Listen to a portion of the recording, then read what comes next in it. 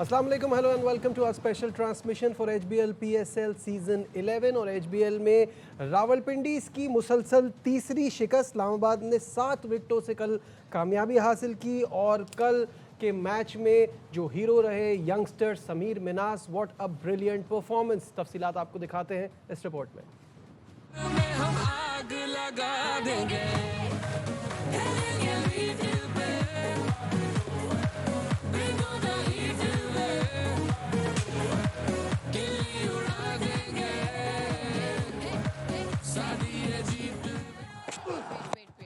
रावलपिंडी की नाकामियों की हैट्रिक, इस्लामाबाद यूनाइटेड ने आसानी से शिकस्त दे दी। They win this by 7 wickets. A tremendous run chase for Islamabad United. Gaddafi stadium में शादाब ने टॉस जीतकर फील्डिंग की। दोनों ओपनर 15 पर चलते किए। Involves. Ball in. What a delivery. Daryl Mitchell और सैम बिलिंग्स का बल्ला भी ना चला। 98 पर आधी team out. And that is a good catch.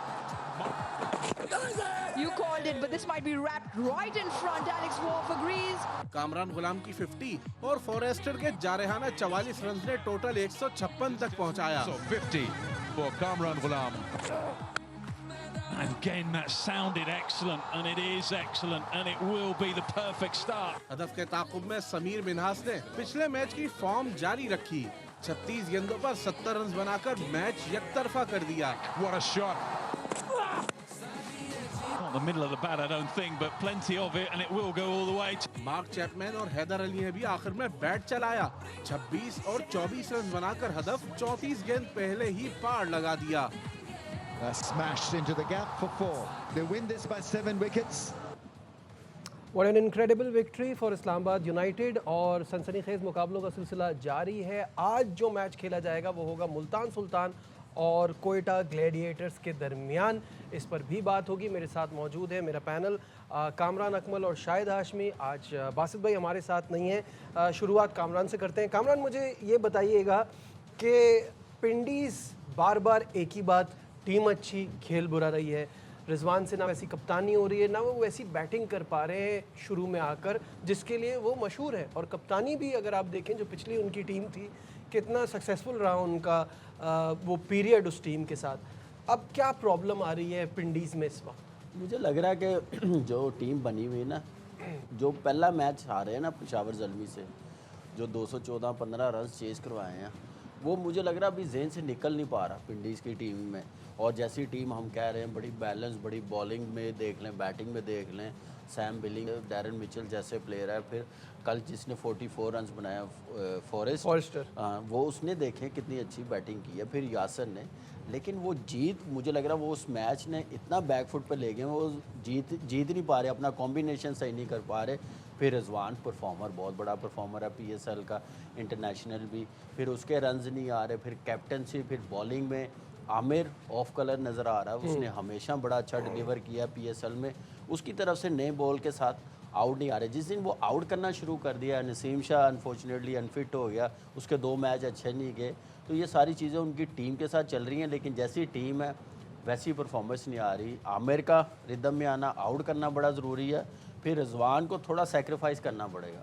अगर वो समझ रहा है कि मुझसे खेला नहीं जा रहा नया बॉल, या मैं कंफर्टेबल नहीं हूँ, फॉर्म नहीं है, तो अब्दुल्ला फजल को ट्राई आउट कर ले। फिर आप देखें यासर भी पहले मैच में की हैं, फिर उस्मान ख्वाजा वो भी बाहर बैठा। मुझे लग रहा है कि अब उसको ना ओपन करवाएं, उसको ना अंदर लाएं, फिर अब्दुल्ला फजल वही नंबर 6-7 पे रहेगा। तो ये थोड़ा सा उनको बेहतर अपनी प्लेइंग 11 बनानी पड़ेगी। थोड़ी सी बॉलिंग उनकी बहुत ज़्यादा वीक है, एक्सपीरियंस बॉलिंग लाइन नहीं है। डैरन मिचेल हर मैच में ओवर कर रहा है, तो यहाँ से अंदाज़ा लगा ले कि बॉलिंग कितनी वीक है। बॉलिंग तो वीक माफ़ कीजिएगा, बॉलिंग तो वीक लगी रही है शाहिद साहब, लेकिन साथ साथ जो बैटिंग में प्रॉब्लम आ रही है ना, कि आप अब्दुल्ला फजल को, अगेन वही पाकिस्तान टीम वाला मसला कि आपके पास नीचे भी ओपनर्स ही आ रहे हैं। तो वो एक ऐसा लड़का जिसका नेशनल T20 में 3 मैचेस में 189, स्ट्राइक रेट भी अच्छा, एवरेज भी अच्छा, उसको वो अपॉर्चुनिटी नहीं मिल रही। रिसेंट टाइम में जो बार बार हम नोट कर रहे हैं, यासिर एक परफॉर्मेंस के बाद फिर उनका बल्ला बिल्कुल खामोश हो जाता है, ये पहले भी हो चुका है। तो क्या कहीं किसी की जगह अब्दुल्ला फजल को ऊपर लाने से बात बनेगी, या इनका एक फॉरेन प्लेयर, वैसे भी ये कम ही खिला रहे होते हैं, तो आप उस्मान ख्वाजा को टीम में लाएंगे, क्या होगा यहाँ पे? गौर करना पड़ेगा पिंडी को अपनी स्ट्रेटजी के ऊपर। पहले 2 मैच वो 215 और 198 का टारगेट देकर भी हार गए, यानी बॉलिंग टू बी ब्लेम्ड। कल के मैच में 157 158 इतना बड़ा टोटल नहीं था, तो बॉलर्स के पास भी इतने रन्स नहीं थे। और जिस तरह समीर मिनास ने बैटिंग की, शुरू में ही उसने 58 की ओपनिंग पार्टनरशिप में 47 रन्स उसके थे। और उसने कल जो आमिर को छक्का मारा है पुल पे, कमाल का शॉट था और वो बड़ी अच्छी बैटिंग कर रहा है। तो अब पिंडी को सोचना पड़ेगा, अपनी स्ट्रेटजी देखनी पड़ेगी। कल मुझे थोड़ी सी मैं और कामरान शुरू से अब्दुल्ला फजल की बहुत तारीफ कर रहे थे, कल थोड़ी सी मुझे ये मायूसी हुई कि एक यंगस्टर को 12वें ओवर में बैटिंग करने को मिल गई, तो उसने एक छक्का मार के फिर अगला कोशिश की मारने की, और वो उसमें आउट हो गया। एंड तक जाता जैसे फॉरेस्टर गया, फॉरेस्टर भी उसी की तरह 1-2 साल का फ़र्क होगा। फॉरेस्टर ने एंड तक गए और फॉरेस्टर ने आखिरी ओवर में 20 रन देके इतने स्कोर भी कर दिया, वरना इतना स्कोर भी नहीं होता विंडीज़ का। लेकिन उन्हें गौर करना पड़ेगा कि अगर जिस तरह कामी ने कहा कि रिजवान नहीं कर रहा है स्कोर, तो अब्दुल्ला को ऊपर के नंबरों पर लेकर आए। बिल्कुल ऐसा ही। और मतलब ये अब ऑब्वियसली लीग तो बहुत बड़ी है, इसमें अभी बहुत टाइम है दोबारा उठने के लिए, दोबारा खड़े होने के लिए, बट चीज़ों को जल्दी सॉर्ट आउट करना पड़ेगा, वरना फिर इस तरह से अब लगातार 3 मैचेस हो गए हैं, तो फिर अगर देर और लग गई तो फिर इतना पीछे ना चले जाए। देर और नहीं, बस ये अगला नेक्स्ट मैच अगर वो ना जीते तो मुझे लग रहा है कि टॉप 4 की रेस से बाहर हो जाएंगे। तो उनको देखना पड़ेगा कि हम लोगों ने बेस्ट क्या करनी है। यहाँ पे बासित भाई ने, जब आपको याद होगा पहला मैच यासर ने 83-84 रन बनाए थे पेशावर के खिलाफ, तो वो उन्होंने अपना एक्सपीरियंस बताया था कि ये हर साल ही ऐसे कर रहा है। अब फिर एक मैच में कर रहा है, अगले 3-4 मैचेस बड़े कैजुअली आउट होता है। तो उसको ये देखना पड़ेगा, ये लेवल इस पे हटना पड़ेगा, नहीं तो इसको प्रॉब्लम होगी। देखिए मैच अब पिंडीज़ के लिए, हैदराबाद के लिए, कोयटा के लिए हर मैच बड़ा इंपॉर्टेंट है। अब गुंजाइश नहीं है। देखिए 2-2 3-3 मैचेस हो गए हैं, अभी भी वो क्लिक नहीं करेंगे, परफॉर्मेंस अच्छी नहीं देंगे, तो उनके लिए बड़ा मुश्किल हो जाएगा सफ़र टॉप 4 का। मुझे नहीं लगता फिर उनके लिए कंटिन्यू रहेगा। तो वो बस फिर वो प्राइड के लिए खेलेंगे, 2-3 मैचेस जीत जाएँ, उसी में वो खुश होते हैं, तो फिर ठीक है। अगर उन्होंने बड़ी टीम बनना है, टॉप 4 में जाना है, उसके लिए आपको अलग टाइप की क्रिकेट खेलनी पड़ेगी। जैसे टॉप की टीमें खेल रही है, कराची खेल रही है, मुल्तान खेल रही है, पेशावर ज़ल्मी खेल रही है, इस्लामाबाद कैसे खेल रही है। इस्लामाबाद का आप देखें अंडर 19 बच्चा हाईएस्ट स्कोरर बन गया। बिल्कुल, इस पे क्या अनप्लेएबल, मैं कहता हूँ कि मज़ा आ रहा है उसको देखने का, जैसे वो बैटिंग कर रहा है, जैसे हमारे सीजन बॉलरों को वो खेल रहा है, और उसका स्ट्राइक रेट देखें। समीर मिनास पे हम आएंगे। शाहिद भाई, कामरान गुलाम ने 50 रन किए, लेकिन ऑब्वियसली 128 का स्ट्राइक रेट है, और आप इसमें कह भी नहीं सकते, ज़ाहिर विकेटें उनके आसपास गिरती रहीं, तो सिचुएशन ऐसी थी।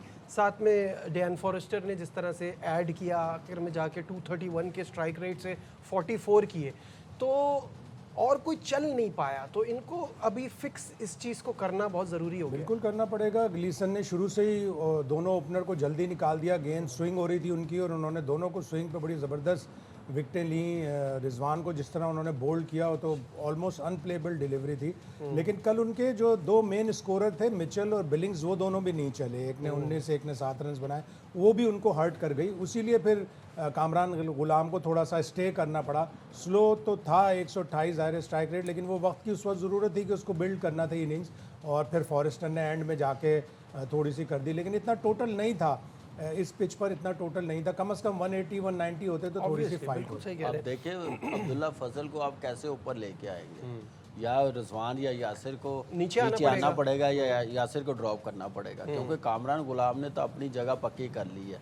उसने 3 में से 2 मैचेस में बड़ी ज़बरदस्त बैटिंग की है, तो अब उसका नंबर तो नहीं ना चेंज होगा। उसका करेंगे तो मज़ीद पैनिक होंगे। इसका मतलब है कि इनको बिल्कुल आइडिया नहीं हो रहा है, इतनी बड़ी मैनेजमेंट डगआउट में बैठी हुई, उनको समझ नहीं आ रही। तो इसका मतलब ये है कि पैनिक बटन दबा हुआ है, तो इसलिए इनको कुछ सोचना पड़ेगा। डैरन मिचेल, सैम बिलिंग जैसे प्लेयर्स इनके पास हो। लेकिन शायद भी ने सही बात की है, बॉलिंग की वजह से ही मैच आ रहे हैं। हम जो आइडेंटिफाई करें, 215 रन चेज करवा दिए, 198 रन चेज करवा दिए, तो बॉलिंग अच्छी नहीं हो रही, जिसकी वजह से बॉलिंग में इनको कुछ ऐसे बॉलर्स खिलाने पड़ेंगे जो सीज़न हो। नए के साथ जा रहे हैं, अब कल जैसे खिलाया किसी को, मुझे समझ नहीं आई कि आप ऐसे बड़े मैचेस में कैसे आप खिला सकते हैं। तीनों मैचों में उन्होंने पहले बैटिंग की। अब ये देखना है कि चेस करेंगे तो शायद चेस बेहतर हो जाए, बॉलिंग पहले कर लें। वो तीनों मैचों में उन्होंने पहले बैटिंग करके हारे हैं। Kamran, how good was Imad Wasim? 1 wicket है, 4 ओवर में 15 रन दिए हैं, और क्रूशल रहता है उनका अच्छा करना, अच्छा चलना। बिल्कुल ऐसे ही है। देखिए एक्सपीरियंस उसके पास है, कप्तान भी रहा कराची किंग का, चैंपियन भी करवाया हुआ है। कॉन्फिडेंस उसको, नया बॉल करवा ले नया बॉल करता है, मिडल में बॉलिंग करवा ले मिडल में अच्छी बॉलिंग करता है, तो अपने एक्सपीरियंस से वो बॉलिंग कर रहा है। तो यही देखिए बिल्कुल ही अलग नज़र आ रहा होता है। उसके साथ नया बॉल जो रिचर्ड ग्लिसन ने की है वो देखिए अच्छा, क्या फ़हीम अशरफ ने बहुत अच्छी फ़हीम अशरफ ने पहले मैच में 4 ओवर किए हैं, लास्ट ओवर भी किया, आप देखें 19वां ओवर भी किया है। तो वो ग्लिसन ने जो स्विंग बॉलिंग की है, आप देखें रिजवान को बिल्कुल समझ नहीं आ रही थी। वो एक स्विंग कभी आउट स्विंग करा, कभी इन स्विंग, फिर उसने जो यॉर्कर किया जैसे बॉल किया, तो इमाद वसीम का फ़र्क नज़र आ रहा है। शदाब नहीं पूरे ओवर्स करता तो इमाद वसीम कर लेता है, इमाद नहीं करता तो शदाब करता है। अच्छा कॉम्बिनेशन बना हुआ है। बिल्कुल। Now let's talk about Sameer Minhas, the hero of the show. कल का जो गेम था पूरा समीर मिनास के ही नाम रहा। शाहिद भाई, सबसे अच्छी बात ये लगती है कि जब आपके यंग गन्स परफॉर्म करें और ये कंसिस्टेंट है। तो हमने अंडर 19 के साथ भी देखा और यहाँ पे भी हम देख रहे हैं। कैसा देखते हैं आप समीर मिनास को? 50 ओवर में भी उसने 170 किया, अंडर 19 T20 में भी रन्स कर रहा है। और जिस तरह ये 3 मैच खेले हैं, 28 को 82 में कन्वर्ट किया, 82 के बाद 70 मारा, और जिस तरह वो सिक्सेस मार रहा है वो कमाल का है। फार्म हो, स्पिनर हो, सब पे कॉन्फिडेंटली खेल रहा है। और इन तीनों भाइयों को इनके फादर ने बड़ा डेवलप किया है, बिल्कुल क्रिकेट खेलने का मौका दिया है, बाहर भेजने को, इंग्लैंड भेजने को तैयार रहते हैं। तो तीसरा भाई भी आ रहा है और वो देखिएगा आप, वो बिल्कुल समीर मिनास की तरह होगा। उसकी एक क्वालिटी ये है कि वो राइट आर्म लेग स्पिनर है और उसकी गूगली बहुत अच्छी है। अंडर 19 डेब्यू किया उसने पिछले साल, पहले ही दिन डेब्यू पे सेंचुरी की, लेकिन अफसोस के अंडर 19 चैंपियनशिप एक ही दिन बाद ख़त्म हो गई। शायद ग्राउंड्स की अवेलेबिलिटी नहीं थी, तो वो उसका रिकॉर्ड जो है वो अब दोबारा से उसको बनाना पड़ेगा। लेकिन समीर मिनास आउटस्टैंडिंग, बड़ी लीग में खेलना, लोग यकीनन आउट्स देख रहे होंगे कि यार इस लड़के को एकदम से इस्लामाबाद यूनाइटेड ले आई और फिर ओपन भी करवा दिया, लेकिन उसने तीनों मैचों में आउटस्टैंडिंग बैटिंग की। अल्लाह करे उसका सीक्वेंस इसी तरह आगे चलता रहे और इसी तरह हमें यंग टैलेंट की बड़ी ज़रूरत है कि इस तरह के लड़के आगे आते रहे। समीर मिनास से कितना इम्प्रेस है कामरान? बहुत ज़्यादा। वो अंडर 19 से उसको देखते हुए आ रहे हैं, एक प्रॉपर कंप्लीट बैट्समैन लग रहा है। और अच्छा साइन है कि ये यंग प्लेयर है और इस्लामाबाद की फ्रेंचाइज को क्रेडिट देना चाहिए जिन्होंने इसको पिक किया और स्ट्रेट वे खिलाया। अक्सर ऐसे होता है कि इस्लामाबाद ले तो लेती है लेकिन वो कंफ्यूज होती हैं कि इसको किस नंबर पे खिलाएं, कैसे खिलाएं। जो नंबर था वही खिलाया। अब्दुल्ला फजल भी यही कैटेगरी का प्लेयर है ना, अमर्जिंग में लिया, उसको फॉर्मेलिटी पूरी करने के लिए 6 पे फेंक दिया, 7 पे फेंक दिया, वो है ओपनर। तो प्लेयर्स उन्होंने बनाया और पूरा उन्होंने रिस्क लिया और वैसे ही वो परफॉर्म कर रहा है माशाल्लाह। स्ट्राइक रेट देखें 171 का। बिल्कुल, हम स्क्रीन पर दिखाते हैं क्योंकि समीर मिनास कल की अपनी इस परफॉर्मेंस के बाद अब टॉप 5 बैटर्स में भी शामिल हो गए हैं। He is on top. Sameer Minhas ने 3 मैचेस में 180 रन्स किए हैं, 82 इनका हाईएस्ट है, 90 का इनका एवरेज हो गया है और 171 का strike rate. That is just brilliant. दूसरे नंबर पे हसन नवाज़ हैं जिन्होंने 3 मैचेस में 138 किए हैं, 66 हाईएस्ट है, 69 का एवरेज है, 138 का स्ट्राइक रेट है। तीसरे पे साहबजादा फरहान जिनकी एक सेंचुरी की बदौलत वो तीसरे नंबर पर आए हैं और again what an excellent strike rate of 173.6। शामिल हुसैन चौथे पे है, कंसिस्टेंट ये भी परफॉर्मेंस दे रहे हैं, 127 रन 3 मैचेस में किए हैं, 54 हाईएस्ट है। इनसे हम चाहेंगे कि ये बड़ी इनिंग खेलें क्योंकि एबिलिटी तो पूरी नज़र आ रही है शामिल हुसैन में। फिर चौथे पे डैरिल मिचेल है। शाहिद भाई, सबसे अच्छी बात सीज़न 11 की ये है कि 5 में से 4 पाकिस्तानी हैं और उसमें हमारे 2 यंगस्टर्स भी हैं, बिल्कुल यंग। वैसे तो साहबजादा को भी इतना टाइम नहीं हुआ है लेकिन साहबजादा डोमेस्टिक का बड़ा सीज़न कैंपेनर है ना, तो इसलिए हमारी लीग की यही कामयाबी होगी कि हमारे डोमेस्टिक के प्लेयर्स में परफॉर्म करें। समीर मिनास ने किया, अब्दुल्ला फजल ने इम्प्रेस किया है, साहबजादा फरहान पिछले 1-1.5 साल से इम्प्रेस कर रहा है जब से उसका कमबैक हुआ है T20 इंटरनेशनल में। आउटस्टैंडिंग है और T20 वर्ल्ड कप का हाईएस्ट कमाल किया है। तो ये दोनों भाई अच्छे हैं। Arfat Manas highest strike rate इस वक्त चल रहा है, अगर आपने लिस्ट दिखाई थी उसका हाईएस्ट स्ट्राइक रेट चल रहा है, समीर मिनास के हाईएस्ट रन्स चल रहे हैं। इसी तरह हमारे 2-3 बॉलर भी सामने आए, इस्माइल कल आया, शहजाद गुल आया, दोनों एक्सपेंसिव रहे मुल्तान सुल्तान की तरफ से। अब उनके पास मुल्तान सुल्तान के पास अरशद इकबाल है जो पाकिस्तान खेल चुका है, जो पिछले सीज़न में उसकी अच्छी परफॉर्मेंस है। पिंडीज से मैंने पता किया तो उन्होंने एक रज़ाउल्लाह खान को पिक किया है इमर्जिंग कैटेगरी में, जो मर्दान से है, जो 140-145 की स्पीड पे बॉलिंग करता है। तो इन यंगस्टर्स को भी आगे आए, फवाद आगे आए। फवाद को पिछले साल कराची किंग्स ने लिया था लेकिन वो इंजर्ड था, तो उसको पिंडीज ने ले लिया। इस तरह के फास्ट बॉलर्स भी आएंगे तो हमारी लीग को भी फायदा होगा और हमारी क्रिकेट को भी। बॉलिंग की बात कर रहे हैं तो आपको टॉप 5 बॉलर्स भी दिखा देते हैं, जिसमें no surprise there, Hasan Ali is on top. Hasan Ali वैसे भी लीडिंग विकेट टेकर हैं PSL की हिस्ट्री के, और इसमें 3 मैचेस में 8 विकेट 76 रन देके, यानी कि इकोनॉमी इनकी 6.33 की है, which is very good. Shaheen Shah Afridi 3 matches में 6 विकेटें, 7.09 की इकोनॉमी। अबरार अहमद की 3 मैचेस में 87, 7.25 की इकोनॉमी। शादाब खान की 7.9 की इकोनॉमी, 5 विकेटें हासिल की हैं, और अहमद दानियाल की भी 5 विकेटें हैं, 8 की इकोनॉमी। तो कामरान, बैटिंग बॉलिंग दोनों में आपने टॉप 5 बैटर्स, टॉप 5 बॉलर्स देखे हैं, कौन आपको मिसिंग लग रहा है अभी इस वक्त, क्योंकि this is the initial phase of the league? देखिए, बैटिंग में जहाँ तक समीर ने जैसे बैटिंग की है, शामिल है, हसन नवाज है, ये तीनों यंगस्टर है हमारे, और इन पे मेरे ख्याल से अब इनको पीछे नहीं जाना चाहिए, अब इनको आगे रहना चाहिए। लेकिन मेरे लिए अफसोस की बात यह है कि हमारे जो सीजन प्लेयर है, जो कंटिन्यू खेलते हुए आ रहे हैं पाकिस्तान टीम में, वो क्यों नहीं नज़र आ रहे। जैसे लाइक साइम अयूब है, बाबर है, रिजवान है, फ़खर है। तो एक ही मैच मिला है ना, एक वॉश आउट, बारिश की नज़र वॉश आउट हो गया ना। अब अगर उन्होंने वापस आना है, अगर खेलना है, अगर इंटरनेशनल क्रिकेट T20 में आना है, तो उनको फिर यहाँ पे टॉप करना पड़ेगा ना, ऊपर आना पड़ेगा। लेकिन अच्छा साइन है पाकिस्तान की क्रिकेट के लिए, यंगस्टर आ रहे हैं, परफॉर्मेंस दिखा रहे हैं, मैच्योरिटी का लेवल बहुत ज़बरदस्त नज़र आ रहा है, गेम अवेयरनेस बड़ी ज़बरदस्त नज़र आ रही। ऐसे करते रहे। हसन अली कोई डाउट नहीं है, लीग का बेस्ट बॉलर भी है, हाईएस्ट विकेटें भी PSL की हैं। उसके बाद देखे शाहीन है, ये अच्छी परफॉर्मेंस कर रहे हैं। हारिस रऊफ़ बॉलिंग में नहीं नज़र आ रहा, क्योंकि सारे मैच वो खेल रहा है, और इकॉनमी उसकी इस साल भी इतनी अच्छी नहीं है। उसके बाद अहमद दानियाल है, शदाब है। तो बाकी जो बॉलर अभी मैचेस हैं, लेट्स सी, बॉलर एकदम 4 विकेटें लेते हैं, 5 विकेटें लेते हैं, वो एकदम टॉप 5 में आ जाते हैं। अब्बास अफरीदी है, मीर हमजा है, दूसरी टीमों में है, जैसे पिंडी में है, मोहम्मद आमिर है, नसीम है, ये आएंगे। इनको भी ज़रा कंपटीशन होना चाहिए। जैसे यंगस्टर आए हैं हमारी बैटिंग में, तो बॉलिंग में भी ऐसे कोई नीचे से कोई फास्ट बॉलर आए, पता चले। जैसे इस्माइल को खिलाया, अरशद इकबाल, मैं हैरान हूँ, अरशद इकबाल बैठा हुआ है तो इस्माइल को आपने खिला दिया, कोई मुझे लॉजिक समझ ही नहीं आई। हाँ, वैसे ये बात सही है कि आपने इस्माइल को खिला दिया, पहला ही ओवर दे दिया, और वो आपके लिए ऐसा साबित हुआ, अब उसका कॉन्फिडेंस भी ख़राब हुआ, आपको भी अब घबराहट हो रही है कि यूज़ करें ना करें। एक ही रीज़न समझ में आता है कि वो मुल्तान से फर्स्ट क्लास खिला है, तो मुल्तान फ्रेंचाइज ने सोचा हो कि चलो पहले मुल्तान वाले को खिला लें, फिर अरशद इकबाल को खिलाएंगे। लेकिन अरशद इकबाल खिलाने से नहीं है, खिलाएंगे तभी पता चलेगा। 13 ओवर के मैच में पहला ओवर देने से जब से इंजरी के रिहैब के बाद से वापस आया, उसकी काफ़ी लंबी इंजरी थी। जीशान ज़मीर हो गया, अरशद इकबाल हो गया, इनकी बड़ी लंबी इंजरी रिहैब थी। आया जब से, उसके बाद उसने डोमेस्टिक में बड़े अच्छे आउट किए हैं, तो उसको मौका मिलना चाहिए। एक हम काफ़ी अरसे से मैं बोल रहा हूँ कि नेशनल T20 का परफॉर्मर शहाब खान, वो लाहौर कलंदर्स में है, वाई नॉट एक आध मैच हारिस को रेस्ट कराकर शहाब खान को भी देख लिया जाए। निपी है, लेफ्ट आर्म है, तो थोड़ा सा फ़र्क पड़ेगा। ज़मान बेचारा इंजर्ड हो गया, PSL से बाहर हो गया, वरना यही हमारी कोर है। आकिफ जावेद हो गया, अरशद इकबाल हो गया, ये हमारी कोर है जो फ्यूचर की हमारी T20 इंटरनेशनल टीम में खेलेगी। लेकिन आकिब की एक ही हम देख रहे हैं रीज़न, उसका रन अप देखें, उसकी लाइन ऑफ लेंथ देखें, उसमें कोई बेहतरी नहीं आ रही।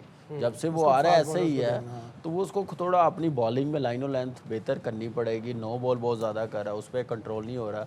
अकेडमी में इतने बड़े कोच बैठे हुए हैं, वो इस चीज़ को बेहतर नहीं करवा सकते। साल में से कोई 11 महीने अकेडमी में रहते हैं, फिर भी चीज़ें बेहतर नहीं होती। इसका मतलब है कि वहाँ पे चीज़ें बेहतर करने की ज़रूरत है, जिनको लड़कों को पता चले, अवेयरनेस हो कि अपनी जो गलती है वहाँ से ठीक करके वो निकले, ना कि वहीं पे रुक जाए और मज़ीद ख़राब करके। T10 खेला था वो, इम्प्रूवमेंट बड़ी ज़रूरी है ना। वो T10 खेला था तो मिकी आर्थर ने उसकी बड़ी तारीफ़ की थी, उसने कहा he is a very good bowler. लेकिन 2-3 पॉइंट आउट उसने यही किए थे जो कामरान अभी कह रहे हैं, वो पॉइंट आउट किए, उनको रिमूव करना चाहिए। और अगर उसको एक आध काउंटी का सीज़न मिल जाएगा हमारे 1-2 अच्छे फास्ट बॉलर्स को, तो और मज़ीद इम्प्रूवमेंट आएगी। बिल्कुल ठीक है। एक नज़र डालते हैं पॉइंट्स टेबल की तरफ, और पॉइंट्स टेबल पे Karachi Kings obviously on 3 out of 3 और 6 पॉइंट्स के साथ। नेट रन रेट है 0.486 का।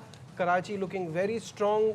दूसरे नंबर पे इस्लामाबाद यूनाइटेड आ गई है जिन्होंने 4 में से 2 मैच जीते हैं, 1 मैच इन्होंने हारा है और 1 मैच इनका बारिश की नज़र हो गया था, तो इनके हैं 5 पॉइंट्स। लाहौर कलंदर ने काफ़ी जंप लिया है और ऊपर आई है, 3 मैचेस में से 2 जीती है, 1 हारी है, 4 पॉइंट्स है और नेट रन रेट भी सबसे हेल्दी है 1.546। चौथे नंबर पे मुल्तान सुल्तान, जो कि बड़ी स्ट्रॉन्ग टीम है, लेकिन जो ये पिछला मैच लाहौर से हारे थे उसके बाद ये अब चौथी पोजीशन पर आ गए हैं। 5वें नंबर पे पेशावर ज़ल्मी, जिसकी अभी हम बात कर रहे थे कि अभी तक सरप्राइजिंगली एक ही मैच हुआ है और दूसरा मैच जो है वो बारिश की नज़र हो गया था, तो ज़्यादा हम पेशावर ज़ल्मी को अभी तक देख नहीं पाए हैं और सबसे कम मैच यानी कि 2 मैचेस इनके हैं जिसमें से 1 बारिश की नज़र हो गया था, 3 पॉइंट्स हैं इनके। और कोयटा ग्लेडिएटर्स छठे पे, और अफसोस की बात है कि जो दोनों नई टीमें आई हैं वो लास्ट चल रही हैं इस वक्त 7वें और 8वें नंबर पे।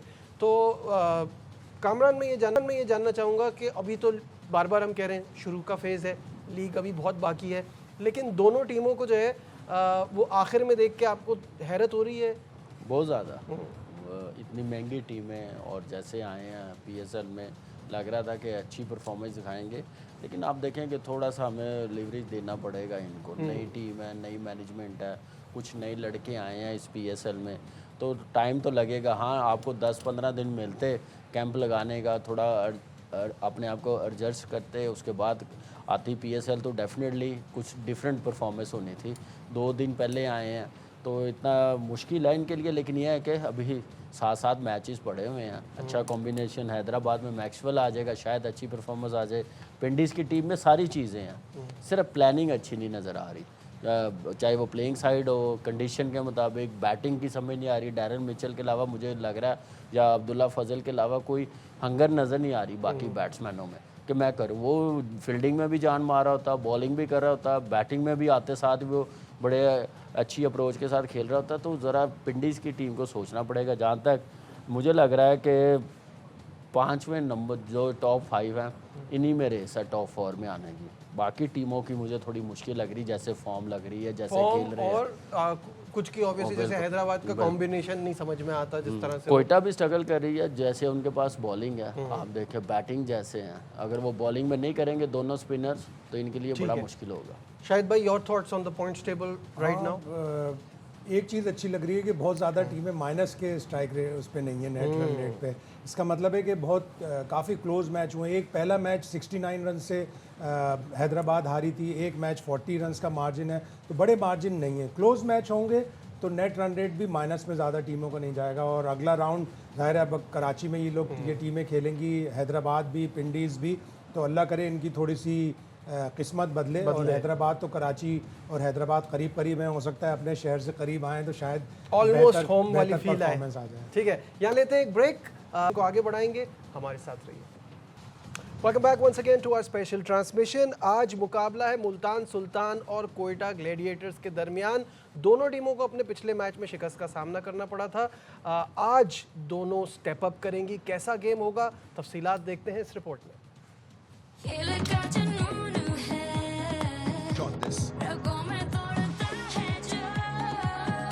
ये खेल है दीवारों का, बर्बादी खेल जाएंगे। जीत की तलाश में आज कोयटा ग्लैडिएटर्स और मुल्तान सुल्तान्स कजाफी स्टेडियम में टकराएंगे। कोयटा ग्लैडिएटर्स अब तक 3 में से सिर्फ 1 जीत पाई है। वो 2 पॉइंट्स के साथ टेबल पर 6ठे नंबर पर हैं।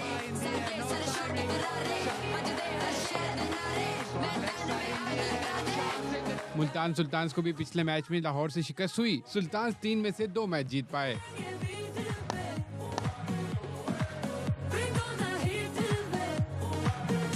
मजमूई तौर पर मुल्तान को कोयटा पर बरतरी। दोनों टीमें PSL में 16 बार मध्य मुकाबला आईं। मुल्तान ने 9 बार कामयाबी हासिल की। कोयटा 6 बार जीता, 1 मैच मनसूख हुआ। जी, तो क्या लगता है कामरान, आज कौन बाजी ले जाएगा? देखा जाए ऑन पेपर तो मुल्तान की टीम ज़्यादा स्ट्रॉन्ग लग रही है। सही बात है। और जैसे लास्ट मैच वो ठीक है, हार तो गए हैं, लेकिन उन्होंने रन ऐसे कर लिए थे, अपना रन रेट भी बेहतर किया और बाकी आने वाले मैचेस के लिए भी बता दिया कि इतनी हल्की टीम भी नहीं है। तो स्मिथ जैसे खेल रहा है, उसके बाद आप देखें उनका कप्तान है एस्टर टर्नर कैसे खेल रहा है, बाकी बैटिंग लाइनअप उनकी बड़ी स्ट्रॉन्ग है, बॉलिंग भी अच्छी है।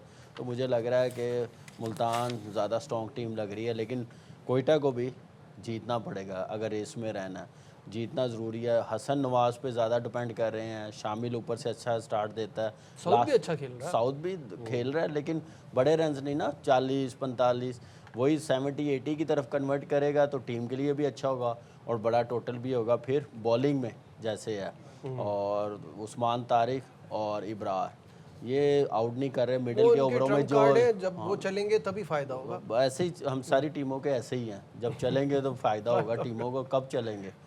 3 मई के बाद चलेंगे, तो अब पहले ही चलना पड़ेगा ना, मसला सही बात है। प्ले ऑफ से पहले की डेट। बस शाहिद भाई की आज की पिक जो है वो कोयटा है। शाहिद भाई मुझे क्यों, लग रहा है कि वो reason कम बैक करेंगे।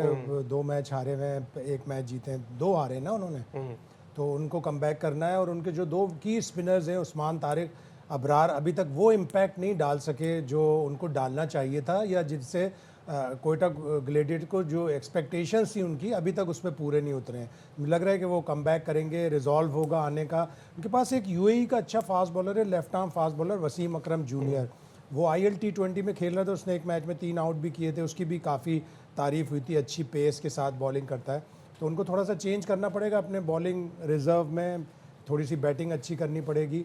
मुझे लग रहा है कि ऑन पेपर मुल्तान सुल्तान यकीनन स्ट्रांग है, लेकिन आपको लगता है कि उनका कमबैक का टाइम आ गया है, अब उनको थोड़ा स्टेप अप करना पड़ेगा अपने गेम को। सही बात है, इसका डिसाइड करना पड़ेगा। बेन मैकडर्मट को खिलाना है कि रैली रसो को खिलाना है, ख्वाजा नाफे को आप विकेट कीपिंग करवा सकते हैं। तो अपनी बैटिंग लाइनअप भी स्ट्रॉन्ग करनी पड़ेगी, क्योंकि मिडल में एक तो आउट नहीं कर रहे, मिडल के ओवरों में इतने रन्स नहीं हो रहे सिवाय हसन नवाज के, उसके साथ कोई पार्टनर चाहिए, तो ये देखना पड़ेगा। और बैटिंग ऑर्डर फिर कभी ख्वाजा नाफे 3 पे आ रहा है, रैली रसो खेलता है तो वो 3 पे आ रहा है, तो ये भी एक चीज़ उनकी टीम के लिए अच्छी नहीं है। एक नंबर इनको सेटल करना पड़ेगा। बिल्कुल ठीक है। मुल्तान सुल्तान के कुछ की प्लेयर्स पर नज़र डालते हैं और प्लेयर्स कोयटा के देखते हैं। तो सबसे पहले ऑब्वियसली जब हम मुल्तान की बात कर रहे हैं इस सीज़न में, तो साहबजादा फरहान का नाम सर फहरिस्त होता है। आइए आपको दिखाते हैं उनकी स्टैट्स क्या है, स्क्रीन पर आपके सामने आ जाएंगे। 37 मैचेस में 1038 रन्स, एवरेज 32.4 का है, 138 का स्ट्राइक रेट है और 106 हाईएस्ट स्कोर है। साहबजादा की फॉर्म जो है वो इन सब चीज़ों से ऊपर है, जिस तरह से वो वर्ल्ड कप खेले हैं और जिस तरह से वो अभी इस वक्त खेलते हुए नज़र आ रहे हैं। दूसरे नंबर पे सबसे एक्सपीरियंस कैंपेनर जिसे कहेंगे, और 2 साल में उन्होंने अपनी T20 क्रिकेट को बिल्कुल बदल कर रख दिया है। स्टीवन स्मिथ के स्टैट्स पर भी नज़र डालते हैं और 3 मैचेस में 86 रन्स किए हैं, 28 की एवरेज है, 162 का स्ट्राइक रेट है, 46 इनका हाईएस्ट है।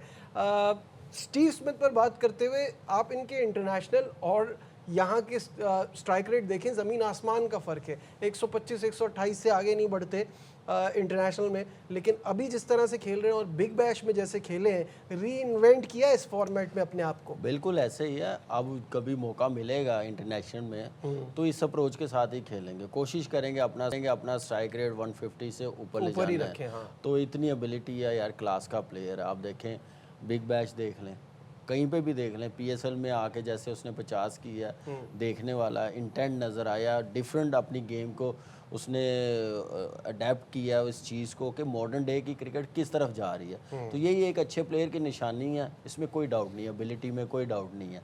Game awareness, batting, game situation क्या मैच की, कैसे मैच को लेके जाना, स्टीव स्मिथ से बड़ा इस वक्त मुल्तान सुल्तान की टीम में कोई प्लेयर नहीं है। बिल्कुल सही बात है। Steven Smith is a learning example for Salman Agha. Salman Agha भी टेस्ट का और वनडे का बहुत अच्छा प्लेयर है। स्मिथ ज़ाहिर है उससे कहीं ज़्यादा अच्छा है, एक लेजेंड की हैसियत रखता है ऑस्ट्रेलियन क्रिकेट में, इंटरनेशनल क्रिकेट में। लेकिन सलमान अली आगा को अगर T20 में अपनी जगह रखनी है तो स्टीव स्मिथ से सीखे कि किस तरह अपने आप को अडेप्ट करते हैं, किस तरह अपने आप को चेंज करते हैं। जिस तरह उसने 2 साल लगाए T20 में, बिग बैश में अपने आप को चेंज किया, इस दफ़ा सेंचुरी स्कोर की और अपनी टीम को फाइनल तक लेके गया। कमाल की बैटिंग उसने की है। तो उस तरह का, और उसने अपना एक गोल बनाया कि 2028 का T20 ओलंपिक्स खेलना है मैंने। तो सलमान आगा के लिए ये एग्जाम्पल है कि स्टीव स्मिथ को फॉलो करें। मैं तो कहता हूँ why only Sahibzada Farhan, Steve Smith को फॉलो करने के लिए हमारे पास और भी एग्जांपल्स हैं। लेकिन सलमान अली आगा चूंकि जिन्होंने टी20 को इतना स्लो खेला है अभी और हमारा अच्छे कप्तान था प्लेयर्स ना, हैं। अभी हमारा कप्तान मसला ये है पूरी हमारे जितने बैटर्स हैं ना पाकिस्तान के, उन सबको सीखना चाहिए। सीखना चाहिए सिर्फ कि- एक नहीं, एग्जैक्टली सबको। कि आपकी एबिलिटी से बढ़ के आपका वो होता है कि लर्निंग जो आप बात कर रहे हैं ना, कि आप सीखें मॉडर्न डे किस तरह से खेली जा रही है। कोई सोच भी नहीं सकता था कि वो ऐसा तेज खेल सकता है जैसे वो आप खेल रहा है। बिल्कुल एडेप्टेबिलिटी बड़ी मेन चीज़ होती है कि आप अपना बिल्कुल सही कह रहे हैं।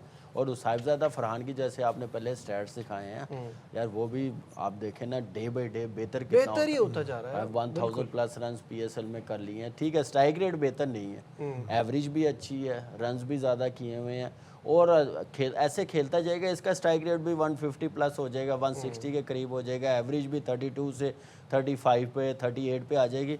तो मैं कहता हूँ बहुत ज़बरदस्त परफॉर्मेंस है। अगर इस अभी भी इस लेवल पे भी टॉप क्लास परफॉर्मेंस है, इससे ज़्यादा और कर जाएगा तो मेरे ख्याल से और बड़ा प्लेयर और बन जाएगा। अच्छे प्लेयर से ग्रेट प्लेयर बनने का यही एक फार्मूला होता है कि जब Sahibzada Farhan strike, rotate, single double पे भी जाएगा ना, हिटें वो अच्छी मार लेता है, जहाँ वो सिंगल डबल पे जाएगा वो ग्रेट बनेगा। बिल्कुल सही है। और आगे ये चीज़ देखनी चाहिए, जो बड़े प्लेयर्स बनते हैं ना, इस एवरेज पे नहीं रुकते, इस एवरेज आगे को बढ़ना बेहतर होता है। करते जाते बिल्कुल हैं, सही बेहतर बात है। स्टाइल, हर चीज़ को बेहतर की तरफ लेके कोयटा जाते की हैं। तरफ से हसन नवाज का स्टैट देखते हैं और 28 में 565 47 की average. The average is fantastic and strike rate as well 151 का स्ट्राइक रेट है, 100 इनका हाईएस्ट है। ज़बरदस्त स्टैट्स हैं और टीम इनकी इस वक्त इन पे बहुत ज़्यादा डिपेंड कर रही है। बिल्कुल, लास्ट ईयर भी जितने भी मैचेस वो जीते हैं, हसन नवाज की परफॉर्मेंस पे जीते हैं, प्लेयर ऑफ द टूर्नामेंट भी बना था, डिज़र्व करता था। और इस वक्त जो ये परफॉर्मेंस, ये स्टैट्स है ना, दोबारा कभी मौका मिला पाकिस्तान टीम में तो इस अप्रोच के साथ ये परफॉर्मेंस की डिमांड है, तो वो ये बड़ा ज़रूरी है। अगर ये ऐसा प्लेयर ना जाए पाकिस्तान टीम में, इन आउट होता जाए ना, फिर अफसोस हमें भी होगा, पाकिस्तान क्रिकेट बोर्ड को होगा, इसको भी होगा। तो ज़रा फोकस सिर्फ क्रिकेट की तरफ, सब कुछ मिल जाए फिर बाकी चीज़ों की तरफ जाए, जो दिल करता है। बैटिंग कोचेस की जिम्मेदारी है। एक सिंगल पॉइंट है कि अगर इसको स्पिनर्स पर अच्छा कर दें तो इसका करियर बहुत लॉन्ग ये बहुत वैलिड पॉइंट है। स्पिनर पे अच्छा हो जाए तो पे तो काफी अच्छी बड़ी हिट मारता है। नहीं, लेकिन स्ट्राइक रोटेट इंटरनेशनल क्रिकेट में जो वहाँ बाहर फंसा हुआ है ना, वो वहाँ सिर्फ expose शायद भाई हुआ बिल्कुल आपने ठीक है, हमने देखा भी है, लेकिन इस साल इसको देख रहे हैं स्पिनर्स को आई बहुत ऐसे डे बाय डे बेहतर आते हैं। सही बात है। यहाँ लेते हैं एक ब्रेक और वापस आके कुछ और चीज़ों पे भी ऑब्वियसली आगे जाके कराची का लेग भी शुरू होना है, उस पर बात होगी। हमारे साथ रहिए। Welcome back once again to a special transmission. और जैसे कि आप सब जानते हैं कि 8 तारीख से ये मैचेस जो हैं शिफ्ट हो जाएंगे कराची, और कराची में टीमें जो हैं जो यहाँ अब तक पहुँच चुकी हैं उन्होंने अपनी तैयारियाँ तेज़ कर दी हैं। कराची किंग भी अपनी तैयारियों में मसरूफ़ है। इस बारे में हम बढ़ते हैं अपने नुमाइंदे हुज़ैफ़ा की तरफ।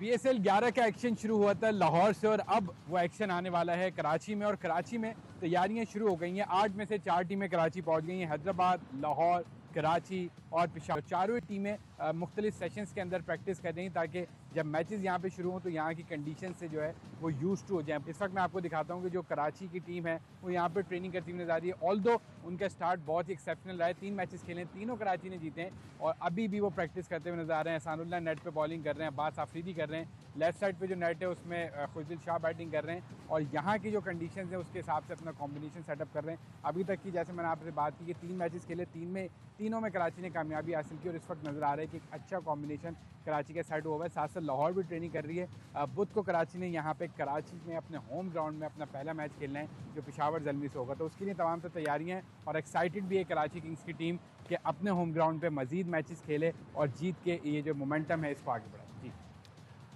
कामरान, कराची में ये मौसम, ये कंडीशंस देखते हुए किस तरह के मैचेस एक्सपेक्ट कर रहे हैं? हाई स्कोरिंग गेम्स होंगे? देखिए लाहौर में तो हाई स्कोरिंग हुआ है, सिर्फ एक लाहौर और कराची का मैच हुआ है ऐसा, वो भी पिच ओवर यूज़ हो गई थी। ओवर यूज़ हो गई थी, लेकिन यहाँ पे फ्रेश पिच है, यहाँ पे भी हाई स्कोरिंग ऐसी पिचेस बननी चाहिए। लेकिन यहाँ पे ऑस्ट्रेलियन भी पिचेस बनी हुई हैं, लास्ट ईयर मैचेस करवाए गए तो वहाँ पे भी अगर वहाँ पे मैच हुए तो हाई स्कोरिंग नहीं होंगे, तो वो ज़रा बॉलर्स के लिए फ़ायदेमंद कंडीशन होगी। लेट्स सी, पहला मैच होगा जब 8 तारीख को, उस वक्त पता चलेगा। लेकिन जो इस PSL की रेपुटेशन है वो हाई स्कोरिंग बन रहे हैं। कोई बॉलर्स, हम अभी तक तो बैटर सारे डोमिनेट करते हुए आ रहे हैं। सारी टीमों की आप बॉलिंग देखें ना, सारी टीमों की बॉलिंग एक्सपोज नज़र आ रही है। कोई ऐसी बॉलिंग नज़र नहीं आ रही, कोई 5 आउट करे, सवाई शाहीन के 4 आउट किए हैं, हसन अली नज़र आ रहा है, कोई नया बॉलर, कोई हमारे दूसरे बॉलर जैसे लाइक आमिर है, उस्मान तारिक है, इब्रार है, नसीम शाह है, कि ये ज़रा अपनी एक परफॉर्मेंस दिखाएं। ये थोड़ा सा स्ट्रगल करते हुए नज़र आ रहे हैं इस PSL में। क्या एक्सपेक्टेशन है? मुझे तो लगता है शायद भाई हाई स्कोरिंग गेम्स होंगे। आपकी क्या फीलिंग है? डिफरेंट वेन्यू है, अगर बारिश नहीं हुई तो पिचेस इतनी मतलब मुतासिर नहीं होंगी। बीच में थोड़ा सा क्यूरेटर को टाइम कम मिला था, 2 दिन बड़ी ज़बरदस्त जो बारिश हुई। 13 पिचेस तैयार किए हैं पूरे स्क्वायर पे, जिसमें से 7 पिचेस अवेलेबल होंगी PSL के मैचेस के लिए। मेरे हिसाब से तो हर रोज़ अगर फ्रेश पिच पे मैच कराएंगे तो अच्छा हाई स्कोरिंग मैच होगा। जहां आपने यूज़ पिच 2 दिन एक ही दिन में 2 दफ़ा यूज़ की तो उसमें थोड़ा सा प्रॉब्लम होता है, लेकिन इन 7 पिचेस में एक पिच वो भी है जिसमें ऑस्ट्रेलियन सॉइल। हाँ, तो वो आप कह रहे हैं कि वो अच्छा बाउंस आएगा, उसमें कैरी होगा। लेट्स सी क्या होता है, बट एक्साइटमेंट तो मज़ीद बढ़ेगी यहाँ आने के बाद भी। और जैसे अभी हुज़ैफ़ा बता रहे थे बिल्कुल ऐसे ही है, लेकिन मैं देख रहा हूँ हम लोग अपने वीकेंड पे सैटरडे संडे 2 मैच क्यों नहीं रखते? हम यहाँ आज देखें 1 मैच है और उसके बाद पेशावर ज़ल्मी कितना लंबा गैप मिल गया, आगे उनको एकदम से इतने मैचेस दे दिए। तो ये भी थोड़ा सा सोचना पड़ेगा कि हर टीम को इक्वली रेस्ट मिले, इक्वली मैच मिले। आज देखें मुल्तान खेल रही है, कल भी मुल्तान खेल रही है, थोड़ी सी और बेहतर हो सकती है। शिकायत होती है फ्रेंचाइज को, लेकिन अग्री भी वही करते हैं जब शेड्यूल उनके सामने रखा जाता है। लेकिन वो जो 6 वेन्यूज से एकदम से 2 वेन्यूज पर आए ना, उसमें हो सकता है थोड़ी सी प्रॉब्लम्स आ गई। लेकिन वीकेंड पे तो 2 मैच हो सकते हैं ना, हाँ, सैटरडे संडे तो, ताकि पब्लिक भी इंजॉय करे। जो अब तो क्राउड ग्राउंड में तो नहीं आ रहा अनफॉर्चुनेटली, लेकिन घर में देखने का मौका मिले दिन तो वो हो सकता है। खैर, anyhow, coming back to the game, Multan और कोयटा, तो अब तक जो दोनों टीमों के मैचेस रहे हैं, रिजल्ट्स वो आपको दिखाते हैं, स्क्रीन पे आपके आ जाएंगे। मुल्तान जो पहला मैच खेला इस्लामाबाद यूनाइटेड से, मुल्तान ने 5 विकेटों से जो है वो कामयाबी हासिल की। हैदराबाद से 6 विकेट से कामयाबी हासिल की। लाहौर कलंदर से 20 रन से हार गए थे। ये याद रहे कि वो रेन अफेक्टेड गेम था, तो ऑब्वियसली पूरा मैच नहीं हुआ था, वहाँ उनको शिकस्त का सामना करना पड़ा। ओवरऑल बड़ी ज़बरदस्त परफॉर्मेंस रही है मुल्तान की अब तक। दूसरी तरफ हम कोयटा पे आ जाते हैं। कोयटा को पहले मैच में कराची से 14 रन से शिकस्त का सामना करना पड़ा। हैदराबाद से उन्होंने 40 रन से कामयाबी हासिल की और फिर इस्लामाबाद से वो 8 विकेटों से हारे। तो कोयटा की परफॉर्मेंस अच्छी नहीं है और वो 2 नई टीमें जो हमने कहा था नीचे हैं, उनसे ऊपर ही सिर्फ कोयटा है। तो कोयटा के लिए, जैसे शाहिद साहब कह रहे हैं, कि अब बाउंस बैक करने का वक्त है। ओवरऑल जो अगर हम इन दोनों टीमों के हेड टू हेड पे नज़र डालें तो 16 मैचेस हुए हैं, 9 मुल्तान जीता है, 6 कोयटा जीता है। तो हिस्टोरिकली भी मुल्तान के फेवर में रहा है, लेकिन ये टीम मुल्तान की चेंज है। बिल्कुल चेंज है, और चेंज होने के बावजूद परफॉर्मेंस बहुत अच्छी है और स्टैट्स भी जो बता रहे हैं और विक्ट्री भी है। तो मुझे लग रहा है कि आज भी मुल्तान ही फेवरेट है और अच्छा बैलेंस है। और टॉस जीत के क्या करना चाहिए और how much score is enough score? देखिए, कोयटा ने अगर जीतना, पहले बैटिंग करेंगे, टॉस जीत के डेफिनेटली बॉलिंग ही करेंगे, क्योंकि ड्यू भी पड़ रही है, चेज भी हो रहा है, तो बॉलिंग ही करेंगे। और कोयटा अगर पहले बैटिंग करती है, एटलीस्ट 200 के करीब रन्स करने पड़ेंगे। मुल्तान को भी इतने रन्स करने पड़ेंगे जीतने के लिए। जो भी टीम पहले बैटिंग करेगी, एटलीस्ट 190-200 रन्स करने पड़ेंगे। शायद भाई, फाइनल थॉट्स? 2 टॉस जीते मुल्तान, सुल्तान ने 3 में से दोनों में उन्होंने फील्डिंग की, यानी सेकंड बैटिंग की। और लाहौर ने जो उनसे टॉस जीता, उन्होंने उनको सेकंड बैटिंग करवाई, खुद पहले बैटिंग की लाहौर ने। तो उनको शायद चेंज करने का सोचें, लेकिन कंडीशन पे, स्पेशली ड्यू पे डिपेंड करेगा। ठीक है, हम एक्सपेक्ट कर रहे हैं कि एक बहुत ज़बरदस्त मुकाबला हो और एक्साइटिंग क्रिकेट देखने को मिले। फिलहाल हमारी ट्रांसमिशन में बस इतना ही। मेज़बान नजीबुल हसनैन को इजाज़त। अपना बहुत ख्याल रखिए। अल्लाह हाफ़िज़।